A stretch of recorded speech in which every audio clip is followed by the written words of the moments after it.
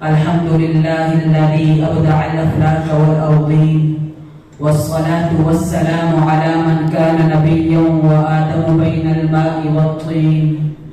أما بعد فأعوذ بالله من الشيطان الرجيم. بسم الله الرحمن الرحيم. يا أيها الذين آمنوا اتقوا الله وذروا ما بقي من الربا إن كنتم مؤمنين. وقال النبي صلى الله عليه وسلم: الربا 73 بابا أيسرها مثل أن ينكح الرجل أمه أو كما قال عليه الصلاة والسلام. میرے انتہائی واجب الاحترام قابل قدر علماء کرام، معزز مہمانان گرامی اور بزم غنی کے چہرتے مہکتے پھولو، السلام علیکم ورحمۃ اللہ وبرکاتہ۔ سامعین مکرم، آج مجھے جس موضوع پر لب کشائی کرنے کا موقع ملا وہ حرمت سود کے عنوان سے معنون ہے۔ سود عربی زبان میں ربا کو کہتے ہیں۔ ربا کا لفظی معنی اضافہ اور زیادتی کے آتے ہیں، اور شریعت کی اصطلاح میں اس سے مراد مال کے معاملے اور تبادلے میں وہ زیادتی ہے جو عوض سے خالی ہو۔ سامعین مکرم، سود ایک ایسا سنگین جرم ہے جس پر شریعت نے سخت وعیدیں سنائی ہیں۔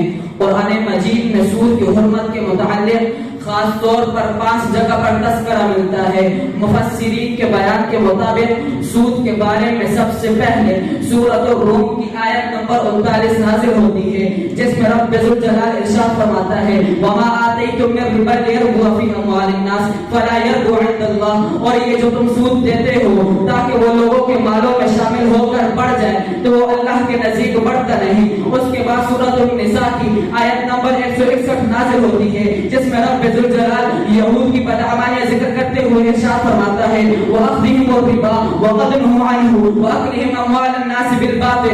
یہود کی برائیوں میں سے یہ بھی ہے کہ وہ سود لینے لگے، حالانکہ ان کو اس سے منع بھی کیا گیا تھا۔ اس کے بعد سورۃ آل عمران کی آیت نمبر 130 نازل ہوتی ہے، جس میں رب ذوالجلال ایمان والوں کو مخاطب کر کے ارشاد فرماتا ہے: یا ایھا الذین آمنوا لا تأکلوا الربا اضعافا مضاعفہ واتقوا اللہ لعلکم تفلحون۔ اے ایمان والو، کہیں گناہ بڑھا چڑھا کر سود مت کھاؤ، اللہ سے ڈرو تاکہ تمہیں کامیابی ملے۔ اس کے بعد سورۃ البقرہ کی آیت نمبر 278 نازل ہوتی ہے، جس میں رب ذوالجلال ارشاد فرماتا ہے: یا ایھا الذین آمنوا اتقوا اللہ وذروا ما بقی من الربا ان کنتم مؤمنین۔ اے ایمان والو، اللہ سے ڈرو اور جو کچھ سود تمہارا لوگوں پر باقی رہ گیا ہے اسے چھوڑ دو۔ اس کے بعد سورۃ البقرہ ہی کی آیت نمبر 275 نازل ہوتی ہے، جس میں رب ذوالجلال سود خور کے انجام کے بارے میں ارشاد فرماتا ہے: الذین یأکلون الربا لا یقومون الا کما یقوم الذی یتخبطه الشیطان من المس۔ جو لوگ سود کھاتے ہیں بروز قیامت انہیں اس شخص کی طرح اٹھاؤں گا جسے شیطان نے چھو کر پاگل بنا دیا ہو۔ سامعین مکرم، آئیے اب آپ کو ان حدیث کی طرف لے کر جاتا ہوں جن سے سود کی حرمت کا بخوبی اندازہ لگایا جا سکتا ہے۔